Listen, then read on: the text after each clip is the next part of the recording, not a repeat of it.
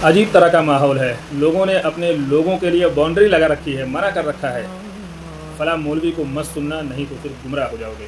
कैसे गुमराह हो जाओगे? अगर वो कुरान और हदीस की बात कर रहा है तो फिर कैसे गुमराह हो जाओगे भाई? जैसे कि या अय्युहन्नास, सारे के सारे लोग इसमें आ गए, सारे के सारे इंसान, सारे के सारे जिन्नात, सारे के सारे नबी, सारे के सारे वली, सारे लोग इस आयत के अंदर आ गए मेरा भाई।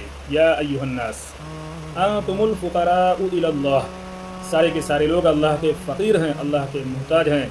सिर्फ अल्लाह बादशाह है, सिर्फ अल्लाह है जो किसी का मुहताज नहीं है मेरा भाई। अब ये जो मज़ार परस्त लोग हैं, इनको कितना भी समझाओ, पहले तो इनको सुनने ही नहीं दिया जा रहा है, इनको रोक दिया जा रहा है।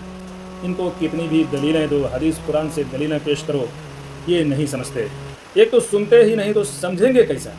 एक वाक़या मेरी नज़र से गुज़रा, जब वो इंसान मौलाना से कह रहा था कि मुझको फालिज का असर हो गया है, मेरा आधा धड़ काम नहीं कर रहा है और मैं फ़ला मज़ार पे जा रहा हूँ, फ़ला बाबा हैं, उनके पास जो है लोग ठीक हो जाते हैं। अब मौलाना उसको समझा रहे हैं वहाँ जाने की कोई ज़रूरत नहीं है। मौलाना उससे बार बार कह रहे हैं कि तुम्हारा आधा धड़ काम नहीं कर रहा है, उनका पूरा धड़ काम नहीं कर रहा है, तो फिर वो तुम्हारी कैसे मदद करेंगे?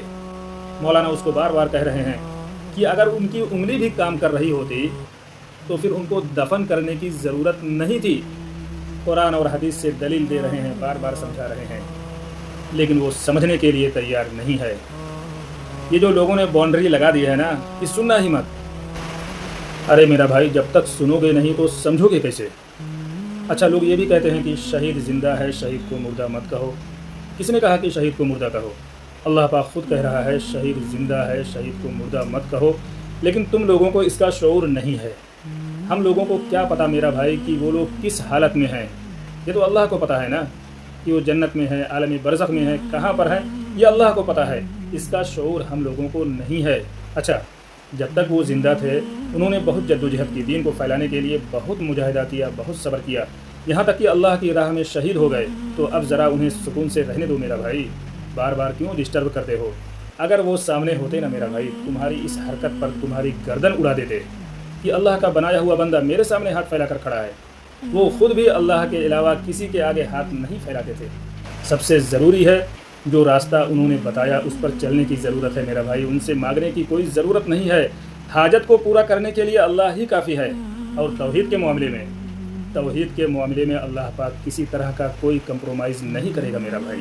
ये शिर्क है मेरे दोस्त, अल्लाह की निगाह में ये सबसे बड़ा गुनाह है मेरा भाई कि मेरा बनाया हुआ मेरा बंदा कहीं और हाथ फैला रहा है। अल्लाह पाक इस चीज़ को कभी बर्दाश्त नहीं करेगा। बहुत मुश्किल है मेरा भाई, बहुत मुश्किल है समझाना। लोग समझना ही नहीं चाहते, जब सुनना नहीं चाहते तो समझेंगे कैसा? इस बाउंड्री से बाहर निकलो मेरा भाई, सुनो जो हक़ की बात करता है, जो कुरान और हदीस की बात करता है उसको ज़रूर सुनो मेरे दोस्त, वरना ये जो झोला छाप है ना मेरा भाई, खुद भी जहन्नम में चले जाएंगे और साथ साथ तुमको भी लेकर चले जाएंगे।